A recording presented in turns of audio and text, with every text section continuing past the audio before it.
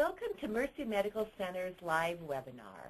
If your computer doesn't have speakers and you wish to access the webinar toll-free, click on the Additional Numbers link under Audio. Today we'll be discussing teen substance abuse with Susie Kilberg, Chemical Dependency Counselor at Mercy's Sedlacek Center. After her discussion, she'll take questions from our audience. To submit your questions anytime during the discussion, go to the window in the upper right-hand corner of your screen and type in your question. If you don't see the screen, click on the orange box with white arrow. Your questions will be anonymous, completely confidential. Let's get started. Susie? Thank you very much. Welcome, everyone. Good afternoon. Today we're going to be discussing a very popular topic as teenager and adult substance abuse is becoming definitely a community and social issue. Excuse me, recent statistics are indicating that substance abuse or substance dependency is affecting 1 in 3 families. So you can see why this is a popular topic of discussion. So we're going to first talk about some different trends in adolescent substance abuse. The first substance that we'll talk about is marijuana. This is definitely leveling off according to the most recent statistics. However, it is still the most widely used illicit substance in this country. You can see here on your screen that in the past year, about 10.9% of 8th graders, 23.9% of 10th graders, and 32.4% of 12th graders reported past use of marijuana within the last year. Some of the trends that we are seeing out at Sedlacek is when we do their assessments, we're noticing that kids are starting to use at a younger and younger age. We have some kids that come in that first started experimenting with marijuana at ages 10 or 11 or 12, and so definitely a very young age, and so early intervention is a key factor here in terms of prevention. Prescription drugs are the second widely abused illicit substance, second to marijuana. You can see here on your slide that 15.4% of 12th graders reporting using a prescription drug non-medically within the past year. This can include different types of prescription medications such as amphetamines, like your Ritalin. That's often what times is called kibbles and bits. Okay, so the prescription medications have their own fun little names, so it's important to know your teenager's language. But kids are not only taking this orally, but they are also snorting it as well. Sometimes with the popularity of the ADHD diagnosis, sometimes children are getting the prescription for themselves, or other times they're buying it from other students that go to school with them, and they are definitely abusing it. Now, if a child actually does have ADHD, how these medications impact the biochemistry of the individual, they're not going to see the abuse potential of that if they have a legitimate diagnosis of ADHD. However, oftentimes, like I said, sometimes there's a misdiagnosis, and so kids begin to abuse the substance. Other prescription medications popular for abuse are your sedatives or barbiturates, tranquilizers, opiates such as your pain relievers, things like your Lortabs, Vicodins, Percocets, those kinds of things. In 2001, actually I'll stay here. In 2001, a Georgia teenager was indicted that was 17 years old, and he was indicted on manslaughter and reckless conduct charges. And this was because he had supplied OxyContin to a 15-year-old who actually died of an overdose from the drug. So it's definitely becoming an issue in the schools. Sometimes the kids are getting the medications from their parents' medicine cabinets, relatives' medicine cabinets, their friends' parents' medicine cabinets. A lot of times people, if they get their wisdom teeth out or they go to the doctor, they have a sprained ankle and get pain medications, a lot of people just keep them up in their cabinet, forget about them. Kids definitely know this, and so they know where to go to get some of these. One of the things that kids do then is that they sell them, and I've had teenagers tell me that they were spending $40 to $45 a pill, ranging up to $80 to $85 a pill. Quite expensive. And so what happens is that oftentimes they need to go to a cheaper alternative. And in terms of the opiates, that cheaper alternative is heroin, or a lot of kids refer to this as antifreeze, because it becomes an expensive habit to upkeep, so they go to that cheaper alternative. Other types of prescription medications, a very popular one is Xanax. This is prescribed a lot for anxiety disorders, but it does have mood-altering properties to the substance. Once again, in 2002, in Philadelphia, 28 students had ingested the drug after a 13-year-old had stolen a bottle of 100 Xanax tablets from a relative and distributed them during school hours. And so this is definitely, like I said, something that is in the school system, no matter how big or small the school is. With alcohol, a lot of times the alcohol companies or marketing companies are targeting younger drinkers. They know that the old whiskey drinkers are a dying breed, and so they try to suggest to young drinkers that alcohol will improve their lives. You know, when you ask teenagers, you know, in a group setting, you know, what do they think of the alcohol-related ads, a lot of them will come up with, you know, you're fitting in, the sex appeal, having the good times, things like that. And so obviously the ads don't want you to see the flip side of that. So it's suggesting to them that, hey, you will fit in, which social acceptance is a huge issue at this age. Adolescents are trying to find their identity. They're trying to fit in. They're trying to find themselves. And what better, according to alcohol ads, to do that than with alcohol. This is a picture of a woman that was living in Texas and was hit by a drunk driver. She's kind of become somewhat of a poster image for drunk driving. Here is a quote taken from an annual report in 1997 from the Anheuser-Busch Company. It says that every action taken by management is guided by one overriding objective, and that is enhancing shareholder value. So once again, they're targeting teenagers, and they might have a very small disclaimer under there of please drink responsibly, but that's not at the height of the ad. And so once again, they're suggesting to younger drinkers that, hey, this is going to be fun, it'll help you fit in, it'll help that acceptance piece, and doesn't necessarily show you the consequences of that. You can see how alcohol companies do this, too, to target different age groups. They know that taste is oftentimes a significant deterrent for younger drinkers just starting out. And so they recognize, hey, beer is an acquired taste, so the saying goes. And so they start making things like Alka Pops and Tudor shots and fruity beverages and different kinds of malt liquor beverages to help promote that buying of the product and to address the deterrent of the taste. Inhalants. Inhalant use is actually somewhat increasing. Particularly, you can see here the 8th graders that report 17.3% of 8th graders are reporting use at least once in their lifetime. And what they do is they are inhaling the fumes, if you will, from the product itself. So this is something that, you know, is very common in households, that we all have these kinds of materials in our households, and so there's a huge potential for abuse here.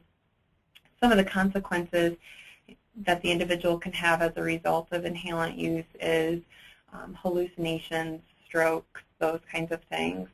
There are some products out there right now that actually are writing on their bottles that, you know, this has been altered with a bitter taste to prevent substance abuse. So if you're a parent and you're concerned about some of the products that you have in your cabinet, you know, when you're purchasing new ones, definitely check out the labels to see if they are trying to deter inhalant use among individuals. Some positive findings, from 2007 to 2008, the percentage of 10th graders reporting lifetime, past year, and past month use of any illicit drug other than marijuana significantly declined. I tend to think that Iowa, however, is a little bit behind the times, so we're seeing a lot of illicit drug use in teenagers. This is based on national statistics from the National Institute of Drug Abuse and are not Iowa specific. Overall, the use of stimulants has declined as well. You can see there on the slide that it's declining. The use of alcohol in all prevalence periods measured among 10th graders is also decreasing. But once again, I think we're a little bit behind the times, and we're seeing a lot of kids experimenting with these substances at a younger and younger age. So some signs and symptoms that your teenager may be using, or a teenager you know. One of the things to keep in mind is that if they have a sudden change in friends, not just one or two friends, but maybe an entire peer group, that this may be an indicator.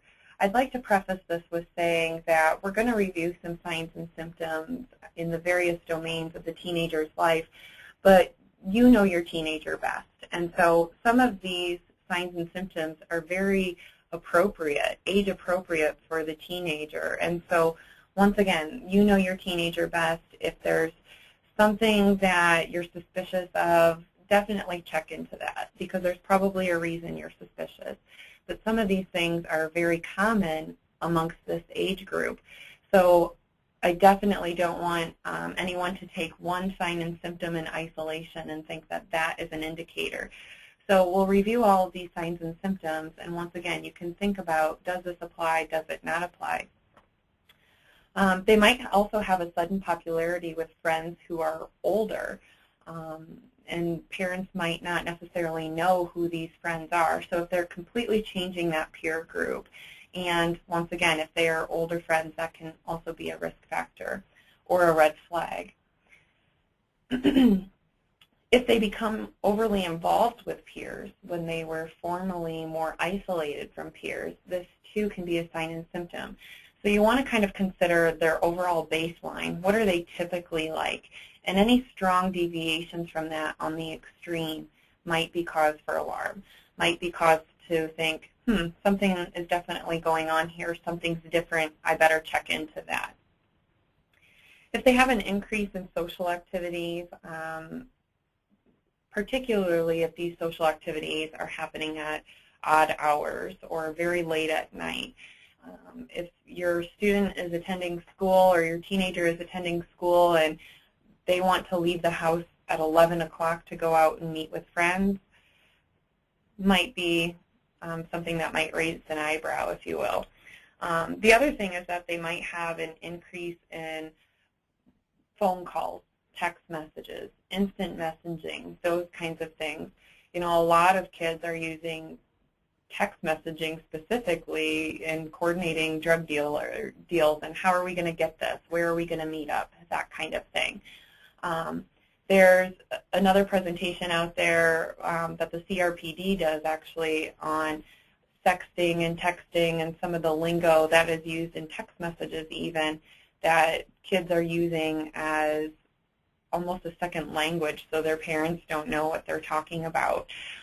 There's other software out there that's available too to help parents actually shadow what their kids are texting, that kind of thing. Now, it's up to the parent, obviously, to decide, is that something we want to do? If you're suspicious enough, oftentimes a lot of parents say, yeah, that's something that maybe we need to take a look into. Because, once again, a lot of kids are also getting cell phones at a younger and younger age. And so it's definitely something that serves as a mechanism to kind of facilitate drug-seeking behaviors and drug interactions. Another thing under the social category is thrill-seeking behavior. You know, maybe your teenager was a pretty level-headed, played it close to the vest, if you will, and now they're engaging in high-risk behaviors, maybe vandalism, other legal activities, those kinds of things. And we'll talk a little bit more about the legal aspects in a little bit. So some signs and symptoms under the family domain. Once again, I think this is very age typical for a teenager to begin to isolate from their parents because basically parents just aren't cool anymore when it gets to the adolescent age. And so this is once again more on that extreme. If the teenager is beginning to isolate from family members, maybe they're hiding in their room, locking their door, they come home from school, they immediately go to their room and don't come out until it's time to leave again the next morning, that may be a red flag. There's different factors in terms of the isolation and why teenagers might do this if they're abusing substances. I think the main reason oftentimes is that the isolation serves as a protective factor in protecting the addiction. You know, they don't want their parents to see their bloodshot eyes. They don't want parents to smell them. They don't want parents to observe any kind of slurred behaviors, poor motor skills, those kinds of things, so they might just retire to their room immediately. So I think that this isolation sometimes serves as a protective agent in order to protect the addiction and the substance abuse. Other reasons why I think that teenagers tend to isolate is that oftentimes when they're putting substances into their body, the emotions can kind of get out of whack. And so commonly, you know, depression might be associated with that. And as a symptom of depression, they may start to isolate and disconnect and disengage with others. Unless you're talking about peers who might have the substance, then they're definitely willing to maintain those kinds of relationships. The next one, negative attitude towards rules and parents. Now, some of you are probably out there chuckling because if you have a teenager, this too is very age typical.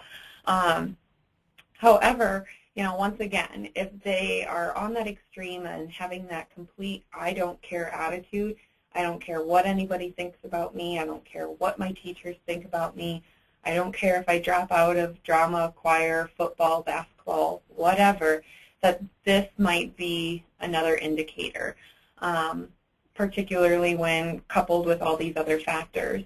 So a lot of times even the consequences are something that they might not be motivated enough to avoid those kinds of consequences.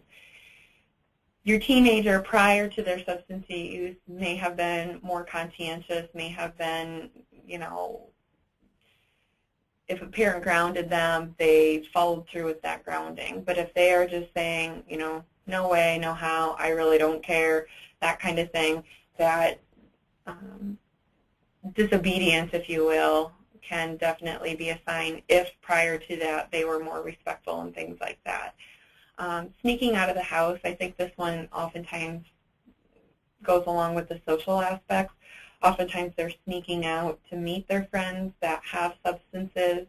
Other times, you know, we've had kids that, or teenagers that would sneak out of the house and go in the backyard and smoke pot. Okay, so this too, it doesn't necessarily mean that they're leaving the premises. It might just mean that they're going to different areas of the home or outside in order to engage in their substance use. And obviously, you know, once again, they might sneak around as a result to protect the addiction and the patterns of substance abuse. Teenagers can sell a lot of different stories, and so sometimes the manipulation is an indicator that there's something wrong. This might be manipulation between parents. It might be manipulating certain kinds of stories. It might be manipulating an individual themselves to kind of play on those vulnerabilities and say, you know, come on, Mom, you got to believe me. You never believe me. You always treat me differently than so-and-so. And so this is definitely a manipulation tactic that, once again, can serve to protect that addiction. Lying is something also very commonly because they need to support that habit. You know, they're not going to most times outwardly say, see you later, Mom, see you later, Dad, I'm going to go smoke marijuana with my friends, or I'm going to go drink till I black out. So once again, the lying serves as a protective factor in terms of protecting the addiction and their continuation of abuse.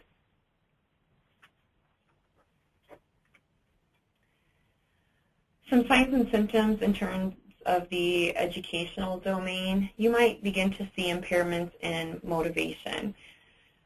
Now, once again, this can be due to several different factors. They might begin to lack motivation as actually a side effect of the substance that they're using. Commonly for marijuana, a decrease in motivation is a significant side effect, and so they might become less motivated to attend school and stay engaged in school or those other kinds of extracurricular activities that they might be engaged in. Other reasons for a lack of motivation might be that with their substance use, their sleep patterns can become out of whack. When you're putting substances into your body, it is actually interrupting our stage 4 sleep, which is our good sleep, the good quality sleep that we need in order to wake up and feel rested. So if it's interrupting that sleep-wake cycle, and particularly that stage 4, they find themselves becoming very tired. And so if you're fatigued, that too can cause an impairment in motivation. Lower grades, once again, if you have a lack of motivation, you might not be motivated to attend class, to attend to the information that's being presented in the class. So you might, once again, have some of the lower grades as a result of that. You know, you might not be motivated to study, you might not be motivated to do your homework because doing homework isn't as fun as maybe going out there and socializing with your friends and abusing substances and getting high or drunk or whatever the case might be. Sometimes kids begin to sleep a lot in class as a result. Once again, this is due to the impairments in their sleep schedules, their lack of motivation. You know, they're tired, they're out late at night, they might be sneaking out at night because that's when mom and dad might not suspect it. So that can also contribute to that fatigue and being overly tired during classes. Teenagers might also begin to drop out of school activities that they previously enjoyed. This might be due to the lack of motivation, but it also might be due to a change in value systems. They may have valued these social activities and these school activities previously to their substance use, but oftentimes what happens is that the teenager begins to modify that value set because the substance is typically what starts to take precedence for a lot of people, particularly those that are substance dependent. So they begin to modify their values. They might tell themselves, I really don't care, I never really liked that teacher anyway or that cheer squad anyway, so I'm just going to check out of that. This too also allows for more time to engage in patterns of substance use. So they may say, to heck with all these different things, I'm done with this. It allows more time for substance use. With that new modified value set, they maybe really believe that that's okay. You know, I've worked with teenagers in their senior year of high school that actually said that this is one of their biggest regrets, you know, that they wish they would have stayed on the tennis team, they wish they would have not dropped out of basketball or football, those kinds of things. When they get sober, they look back and realize, maybe that wasn't such a wise decision. Teenagers can become disrespectful towards teachers, administrators, the rules, principals, that kind of thing. And once again, on some level, I think that this is age typical to some degree, but it's once again taking it to that extreme. They might be frequently disciplined as a result. You know, you look at even if you're sleep deprived on a good day, that might cause some kind of emotional or behavioral impairment. You might find yourself being more irritable, more likely to snap at those around you. So you think about a teenager who is already impulsive, coupled with the lack of sleep, the lack of motivation, other kinds of behavioral issues, and they might find themselves getting into trouble a lot. Okay, So if they're frequently being disciplined at school, very disrespectful towards others, they're not attending class, they're skipping out, that kind of thing, they might ultimately end up getting suspended or expelled. Those things can be risk factors when you're looking at the educational domain and some of the impairments that they might be experiencing there. Some physical signs and symptoms. If your teenager smells like alcohol, marijuana, or stale smoke, this is a good indicator. Now, some teenagers might say, you know, the alcohol was spilled on me, or I was only around it, which that very well may be true. However, more times than not, those teenagers are also engaging in those behaviors that their friends are. It's kind of like that saying, you know, you are the company you keep kind of thing. So if they're hanging out with a lot of individuals that are using, it's more likely that they will be using the substances as well. However, if they're truly not using those substances, you may want to check into, you know, what is it about these peers that you continue to hang out with them? What are they doing? What substances are they using? Are you safe? Who's driving? Those kinds of things. So this can actually be a great opportunity if your teenager says, you know, it's not me, it's everyone else. This can be a great window to say, let's have a chat about this. Let's talk about what's going on. Other physical symptoms, you know, they might have frequent minor illnesses. They might have headaches. This can be a side effect of withdrawal symptoms, hangovers. A common withdrawal symptom for marijuana is, in fact, headaches. So that could be an indicator. Nausea, they might have slight tremors, flu-like symptoms, sluggishness, that kind of thing. When you're putting substances into your body, your immune system becomes compromised. This is largely because your body has to work overtime to process the substances. And so what can happen, it kind of hijacks that immune system, so you might find that you're becoming sick more often. Another reason for reported minor illnesses or even, you know, significant illnesses, migraine, headaches, that kind of thing, you know, you might want to look at the teenager's drug of choice. If their drug of choice is, let's say, opiate medication, you know, there might be some elements of drug-seeking behavior there, that maybe they're trying to get a prescription for Lortabs to address migraines or something with mood-altering properties in order to abuse a prescription medication or even to sell that prescription medication. I mentioned, you know, how expensive that is becoming, and so kids also know that they can make some money off of that. The teenager might begin to neglect to take certain medications, particularly, you know, looking at those psychotropic medications.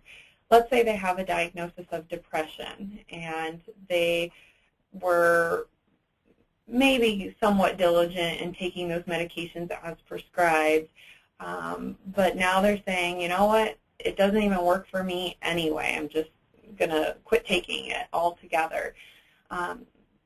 Oftentimes, kids, when they're taking these kinds of psychotropic medications, and if they're using substances, that basically is wiping those medications out. They're not allowed to work and do what they need to do as a result of the chemical composition of even the substances that they're putting into their body and blocking certain receptors and things like that. So the medications are virtually ineffective, so they might start to self-medicate with their substance. Or if they are taking their medications, they start using, let's say, marijuana. They realize that my depression is actually being flared up. I'm experiencing more symptoms, so I'm just going to quit taking the medications altogether because they're just a hassle. I'll smoke my marijuana instead. What they don't realize is that oftentimes that's contributing to these emotional roller coasters, which can actually exacerbate their symptoms of mental illness rather than treat it. Temporarily, it might take away the signs and symptoms, or it might feel like they're treating those signs and symptoms, but it's definitely not treating it. They might begin to take more than usual, medications more than usual. Once again, this might be because maybe there's a prescription that has mood-altering properties to it. Let's say they don't have a legitimate diagnosis of ADHD and they are prescribed stimulants. Maybe they are abusing those stimulants. Or perhaps they are prescribed a PRN medication, an as-needed medication for pain control, and they start to take those more frequently, more often. Memory lapses is a very common side effect, not only because, perhaps they are experiencing blackouts, but also because this is commonly a side effect of prolonged use of the substance itself. Particularly with marijuana, you can see that memory impairments start to happen very quickly, or the individual might think that they're not as able to think as quickly or think on their feet. It might be harder for them or more challenging for them to articulate certain things. It might be more challenging for them to access memory out of their memory bank. A lot of kids sometimes say, no, I'm not experiencing any memory problems. I'm not having any problems with my grades, which memory lapses can also be a contributing factor to that. But once they begin to sober up and the substance is being excreted from their bodies and they're stabilizing, a lot of them report, wow, I am totally noticing now that I wasn't thinking the best, and my recall is so much better, and I'm able to articulate sentences so much better, those kinds of things. Weight changes or unusual eating patterns. Based on the drug itself, this can have different kinds of side effects, and based on the person themselves, it can have different kinds of side effects. For example, if they are taking, let's say, a stimulant, they're using Ritalin or methamphetamines or cocaine or crack, whatever, they might have a depression in their, or a suppression in their appetite. Okay, so they might begin to lose a lot of weight. If they're smoking marijuana, they might be eating more at more unusual times. But once again, it just depends on the person. Some people smoke marijuana, and that is an appetite suppressant for them. Other people, it really keys up their eating. Alcohol, there's a lot of people that lose a lot of weight with their alcohol use, and there's a lot of people that also gain a lot of weight. So this might be an indicator based on the individual and their substance that they are actually using. Frequent use of eye drops is something that a lot of teenagers use in order to, once again, kind of protect those patterns of substance use. One of the things with marijuana use, since that is the most widely abused illicit substance, is that it constricts the blood vessels. And so what's happening is that their eyes can become red. And so they might be using Visine or always having that on hand in order to, have parents not recognize those signs and symptoms. They might also have a change in normal sleep patterns. I talked a little bit about this already, that it's interrupting the good sleep. So they might be taking naps frequently or finding themselves being very fatigued or lethargic. As a result, even of being fatigued, you might have injuries that are occurring more frequently.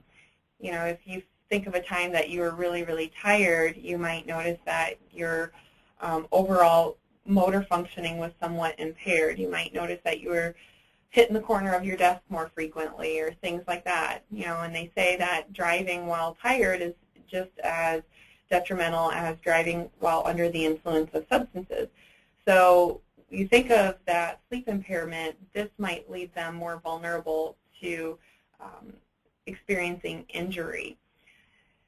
Injuries might also occur more frequently as a result of being under the influence of the substance itself. I think we've seen in the media the last few spring break semesters that, kids under the influence, jumped off a balcony and subsequently died, those kinds of things, because obviously decision-making and judgment is significantly impaired.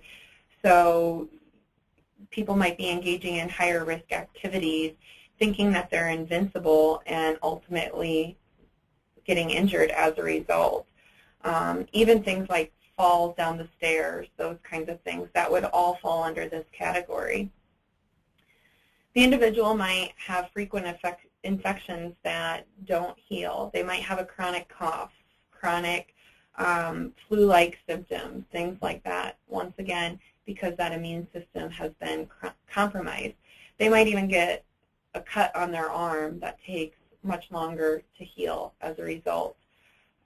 More complaints of pain or illness. This can be as a result of the side effects of the substance itself and the compromised immune system, the lack of sleep, which also leaves you more vulnerable for infections and illness. But once again, it can also be as a result of potential drug-seeking behaviors.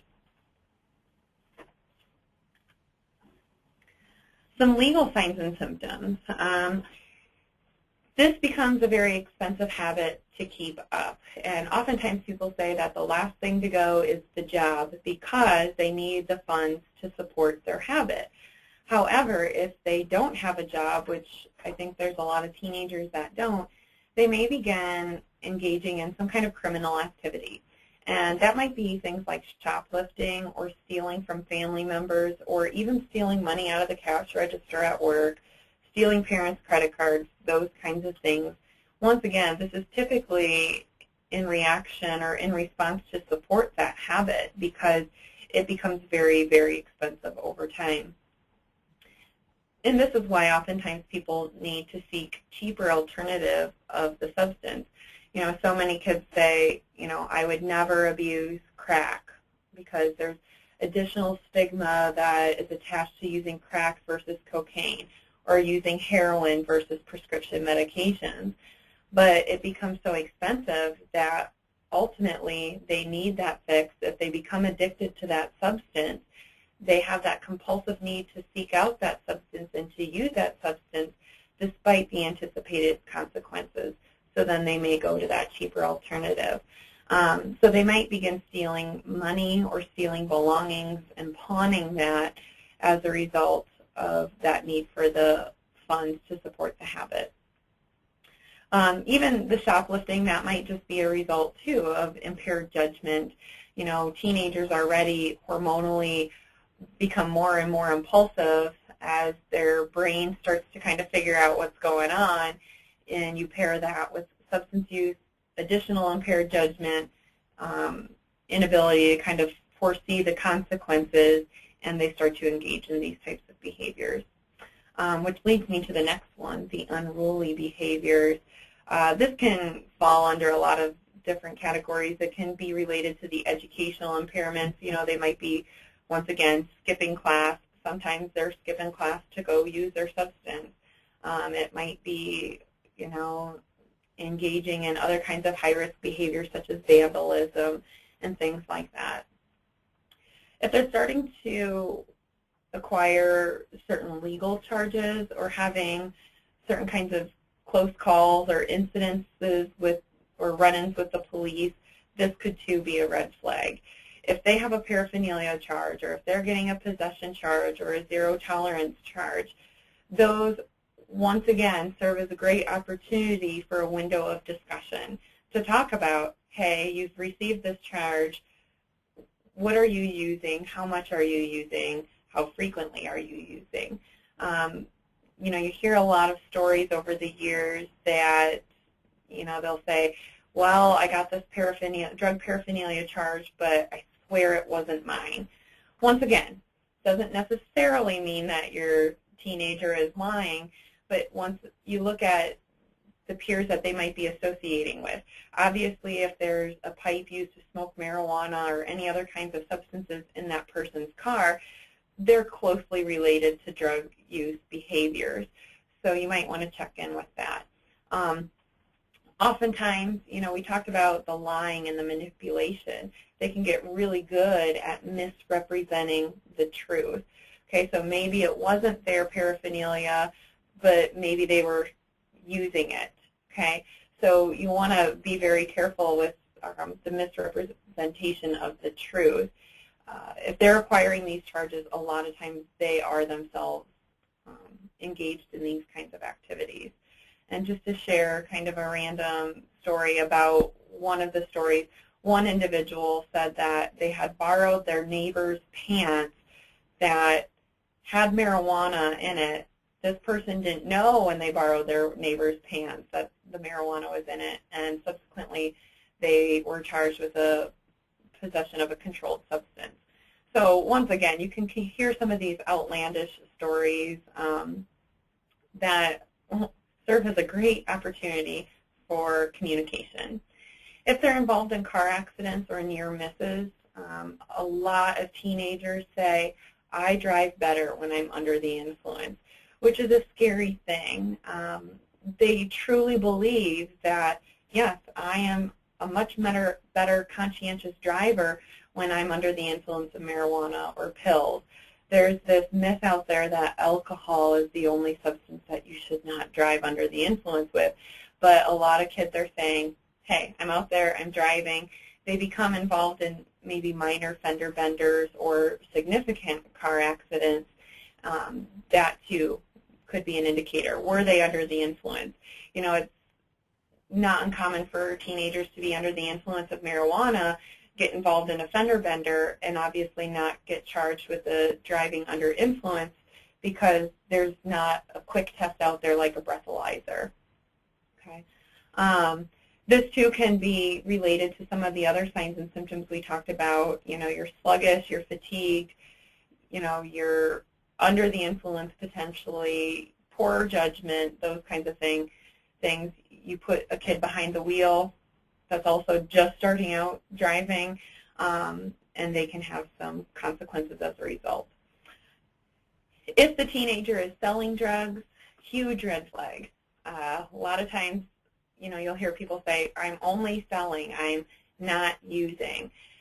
The example I use is that in a car dealership, the car salesmen typically get to test drive the cars as well.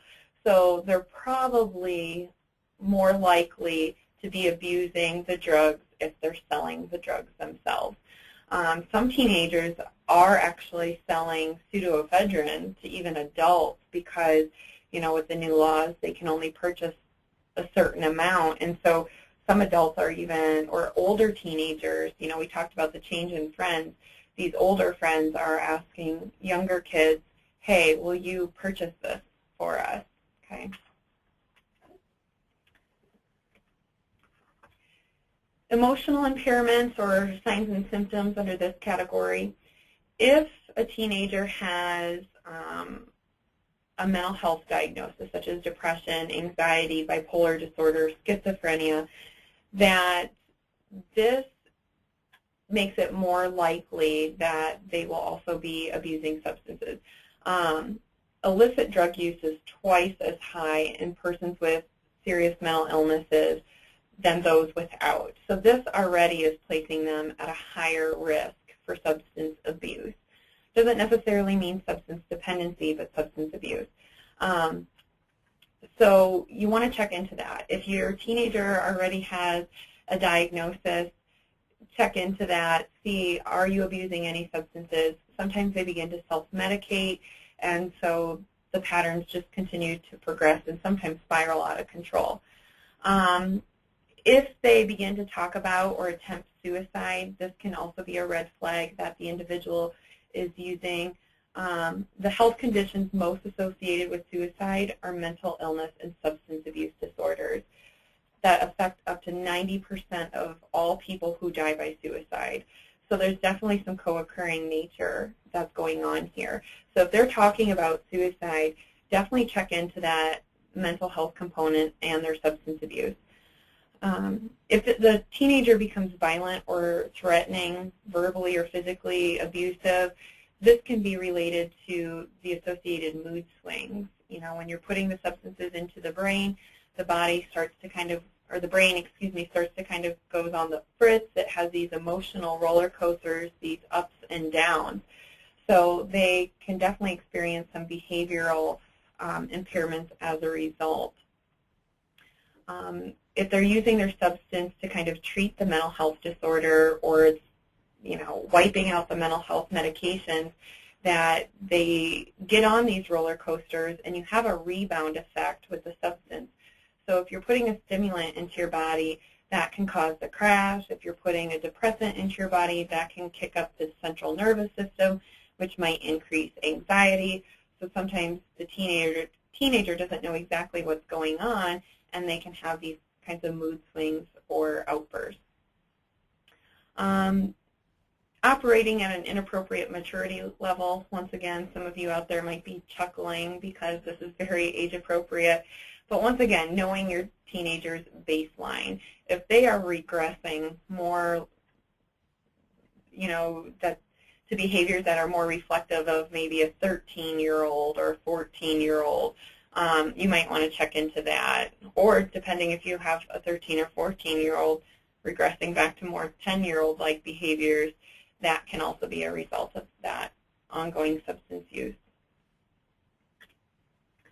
Other signs and symptoms, poor money management. Maybe they do have a job and they have a steady paycheck, but their money is disappearing very quickly, or maybe they're saying, Mom, Dad, I need 10, 20 bucks every day for lunch because I don't like school and lunches.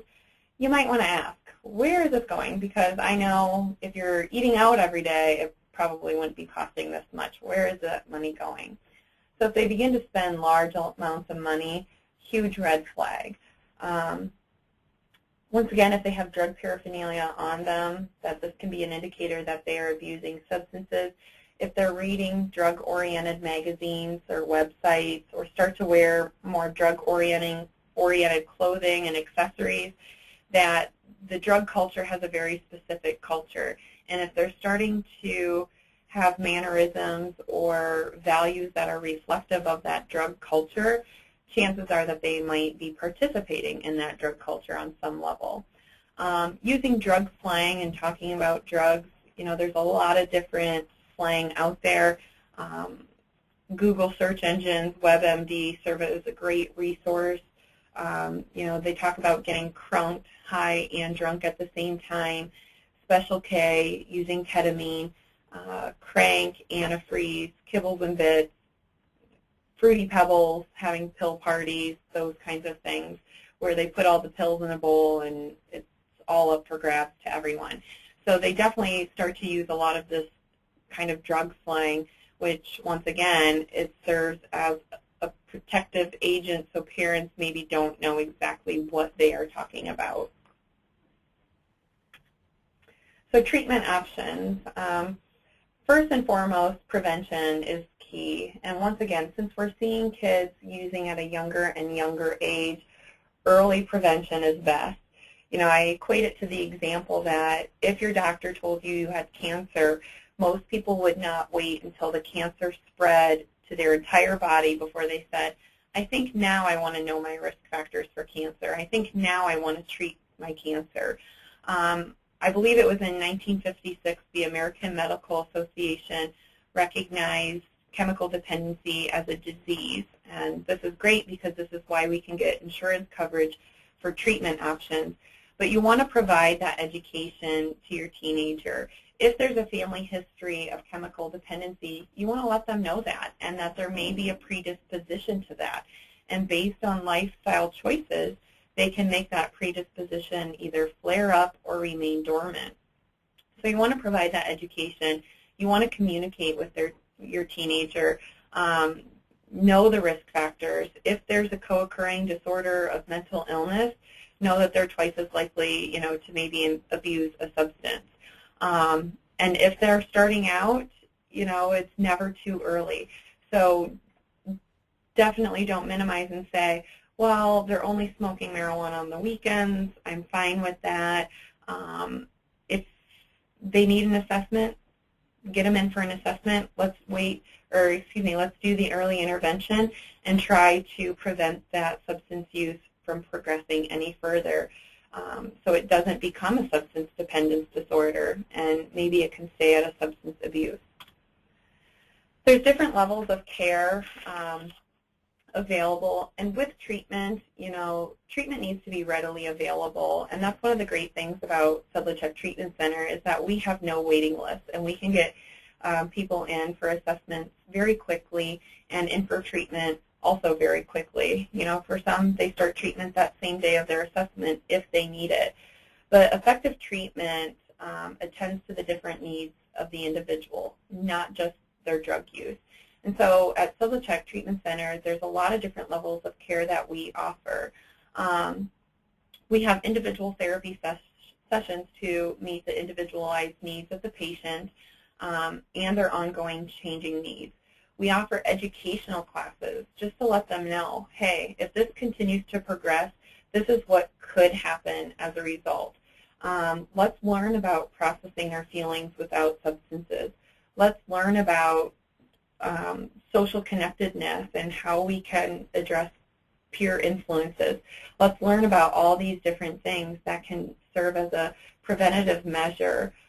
We also offer aftercare groups for free for those people that have completed a substance abuse treatment, whether at SubleCheck or at any other facility.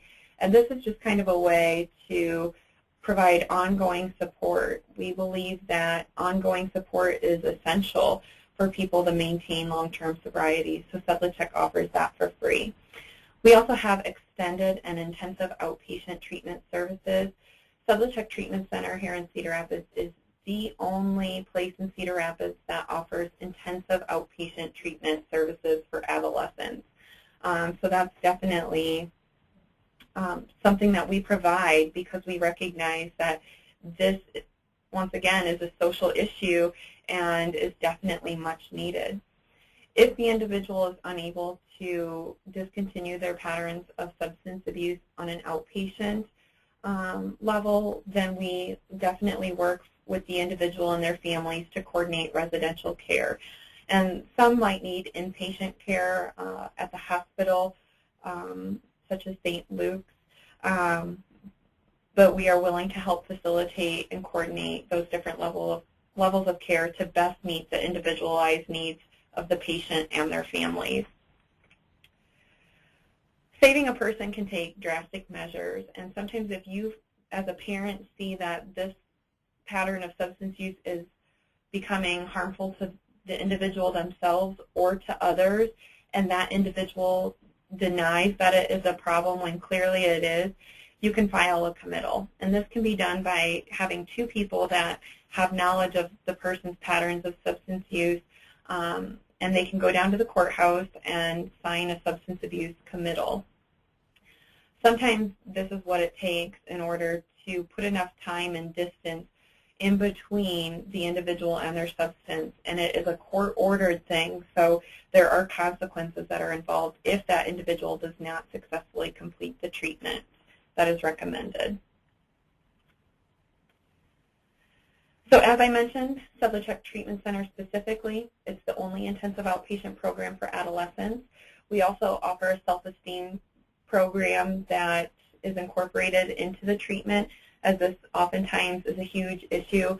You know, research shows that kids that have a healthier sense of self-esteem are less likely to engage in those high-risk behaviors and are more likely to not abuse substances if their friends are. We offer family support. We have Al-Anon that also comes into the program and speaks to the family members. We also do family therapy sessions and have a specific family group for parents and support people to talk about how they are personally impacted as a result of their loved one's substance abuse or dependence. We offer assessments. If you have questions, does this person need an assessment, you can always call and ask and have a professional evaluate that to see if they do need treatment or if they don't.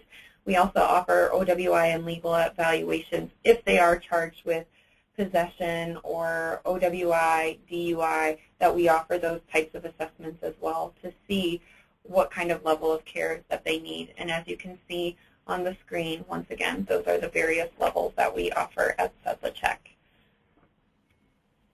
And here is SubleCheck's contact information, so definitely jot that down.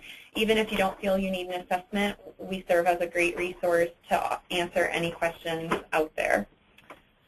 Thank you, Susie. A lot of good information here. To remind our listeners, your questions can be submitted from the box in the upper right-hand corner of your screen. So let's see. Let's begin with our first question. I suspect my son may be using drugs. What advice can you give me about starting that conversation? I would recommend that you initiate that conversation in a neutral setting.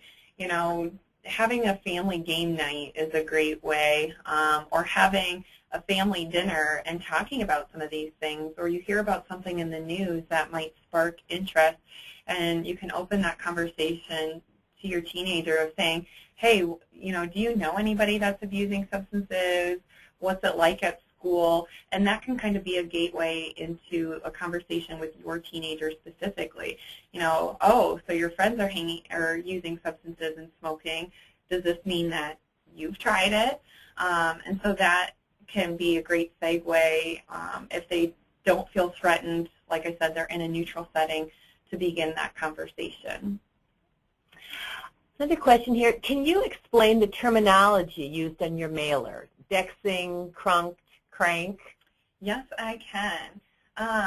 Dexing, and I actually was going to touch on this, with some of the over-the-counter medications, one of the things that a lot of teenagers are abusing is what's called triple C's, also known as Skittles, also known as Dexing. And basically what this is this is using cold and cough medicines over the counter. It can be in pill form, you know, your liquid Del-Caps or your other types of cold medications coupled with cough syrup. So that's what the Dexing is. The crunked is when you get both high and drunk at the same time. So they might be getting high on marijuana and also becoming intoxicated with alcohol. Crank, this is just kind of code for using stimulants, particularly methamphetamines. I'm trying to think of some of the other ones out there. I mentioned the Special K. That's when individuals use ketamine, which is actually used a lot for animals in veterinary clinics. Let's see, we also have kibbles and bits. That's looking at prescription pill abuse, your Ritalin. Oftentimes Ritalin is also referred to as pineapple for some reason. I'm not sure why. X is code for ecstasy, and bud is code for marijuana. Okay. Going back to the conversation with your son, the question is, I've had those conversations with my son, and he tells me he's not using, but I find evidence he is. How do I confront him on the lies and get him in for an assessment?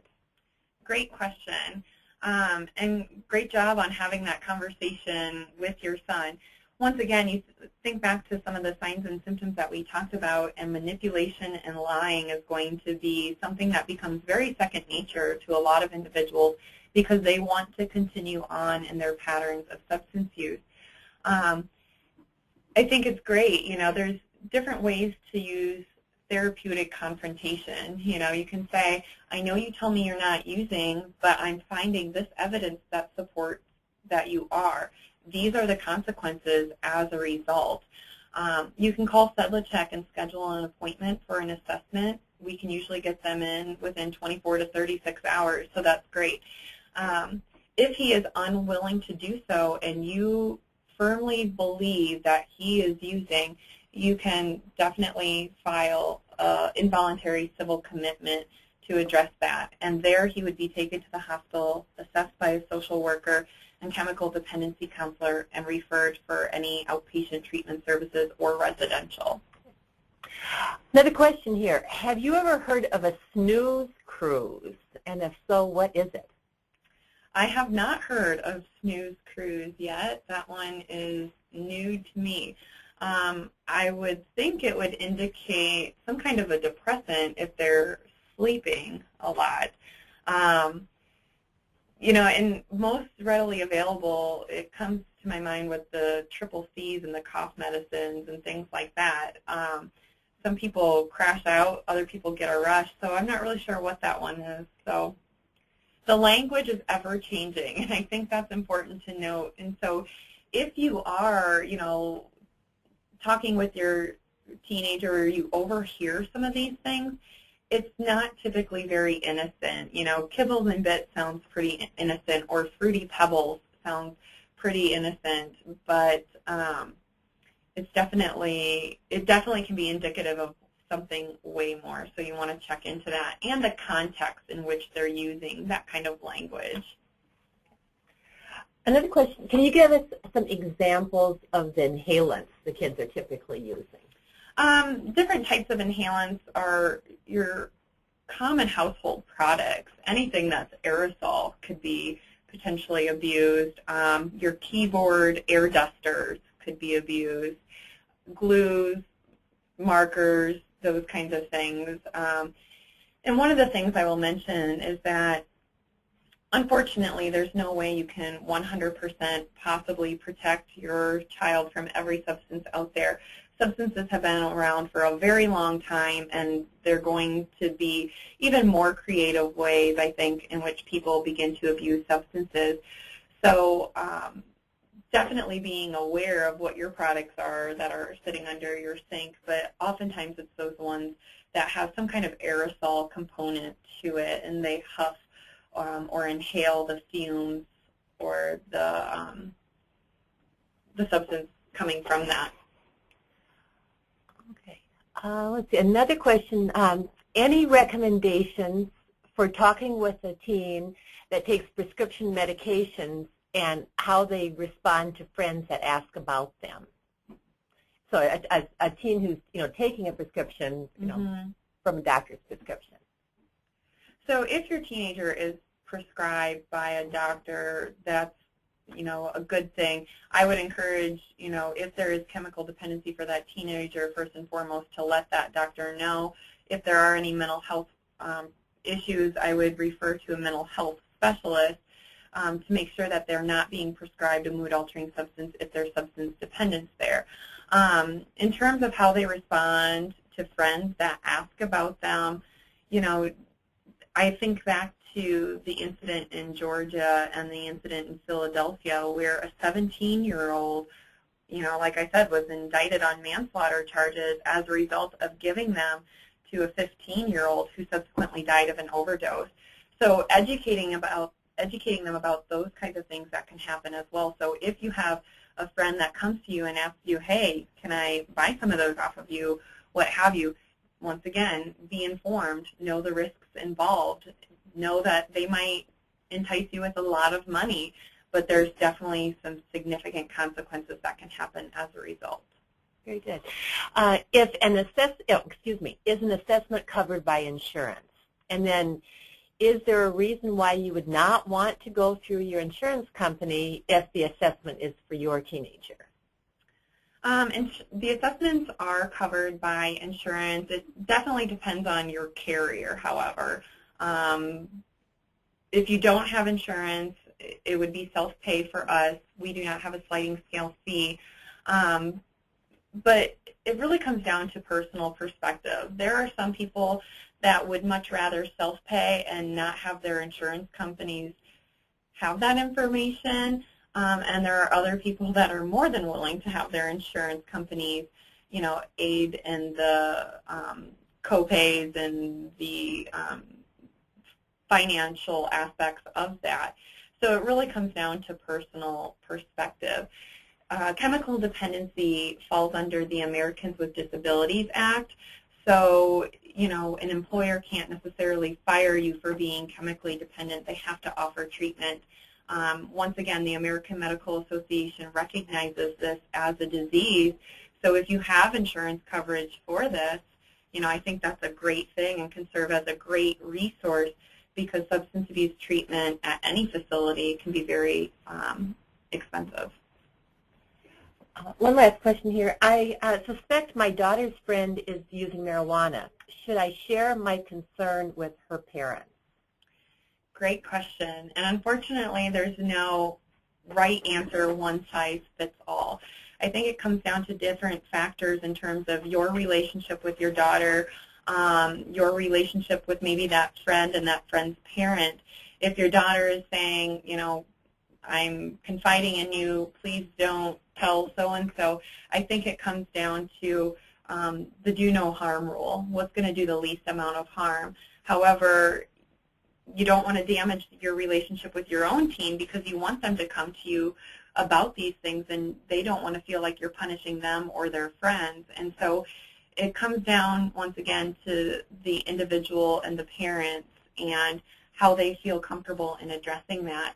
You might even address that with your own teenager specifically if you don't feel comfortable talking to her friend or her friend's parent, and ask her, you know, what is this like for you? Are you at risk?